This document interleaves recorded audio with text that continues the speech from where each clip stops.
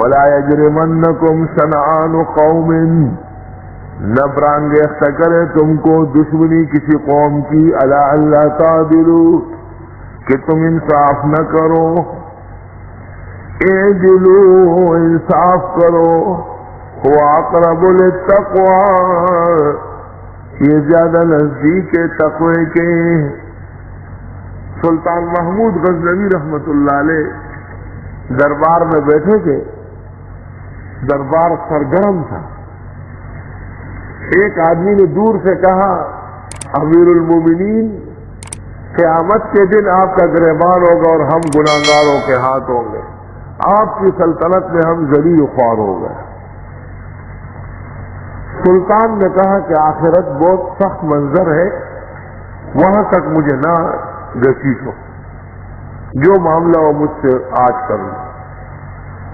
اس شخص نے کہا یہاں تو لوگ ہیں، میرا معاملہ بہت نازک ہے، میں لوگوں کے سامنے نہیں کہہ سکتا۔ جب دربار ختم ہو گیا، سلطان نے اس شخص کو اپنے پاس بلایا۔ اس نے کہا آپ کی حکومت کا ایک مضبوط افسر میرے گھر آنے کا عادی ہو گیا، اور عرصہ دراز سے وہ میرے گھر آتا ہے، مجھے مار پیٹ کر کے بھگا دیتا ہے اور ساری رات میری بیوی سے جمع کرتا ہے، کیونکہ میری بیوی اس زمانے کی حسینہ ہے، اور میں نے ہر جگہ اس کی شکایت کی، لیکن وہ بہت مضبوط ہے، کوئی اس پر ہاتھ ڈالنے کے لیے تیار نہیں۔ سلطان محمود نے کہا کہ ٹھیک ہے، اطلاع تو مجھے آج ہو گئی، اب کہ جب وہ آئے تو تم آؤ مجھے بتاؤ۔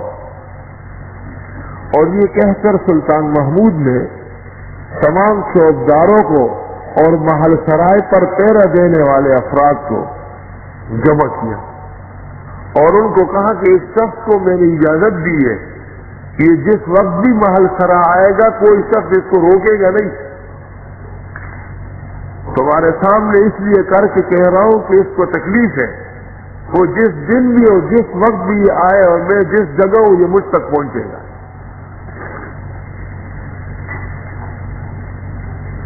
تمام چوکیداروں نے اور دربانوں نے کہا کہ بس بادشاہ سلامت کا جو حکم ہے ہم حاضر ہیں۔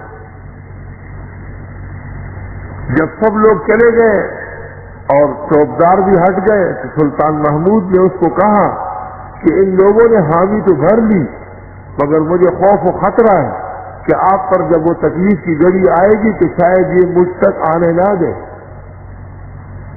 ایسی صورت میں تم کو مکان کے پیچھے کا ایک حصہ بتاتا ہوں کہ یہاں تم آ کر کے زور زور سے پتھر مارو، اس کے سیدھ میں میرا پلنگ ہوگا، 2-3 دفعہ پتھر مارو اور پھر آرام سے دور کھڑے ہو جاؤ، مجھے باہر آنے دو۔ وہ شخص چلا گیا۔ چند دن نہیں گزرے تھے کہ وہ رات کو چیختا روتا ہوا آیا۔ چوکیداروں سے بہت کہا، انہوں نے کہا آرام کا وقت ہے، اس وقت ہم بادشاہ کے مال سرائے میں کسی کو نہیں جانے دیں گے، نہ ہم بلا سکتے۔ چنانچہ اس نے بادشاہ کے اس آخری تدبیر کے مطابق پتھر لے کے مکان کے کونے میں بجانا شروع کیا، مارنا۔ چند لمحے نہیں گزرے تھے کہ بادشاہ تلوار ہاتھ میں لے کے باہر نکل آیا، اور اس شخص کو کہا کہ چلو، اپنے ساتھ گھوڑے پر بٹھایا اور ہوا کی طرف گھوڑے کو دوڑایا۔ جس وقت اس شخص کے گھر میں داخل ہوا تو فوراً اس کو کہا کہ بتی بجھاؤ۔ اس نے دیا گل کیا اور اس نے تلوار سے اس ظالم اور فحاش جو اس غریب کی بیوی کے ساتھ زیادتی میں مصروف تھا اس کا سر قلم کر دیا، دور پھینک کر، اور اس کو کہا کہ مبارک ہو، اللہ نے آپ کے دشمن کو اپنے مقام تک پہنچایا۔ لیکن اس شخص کو فوراً کہا کہ ایک گلاس پانی پلاؤ۔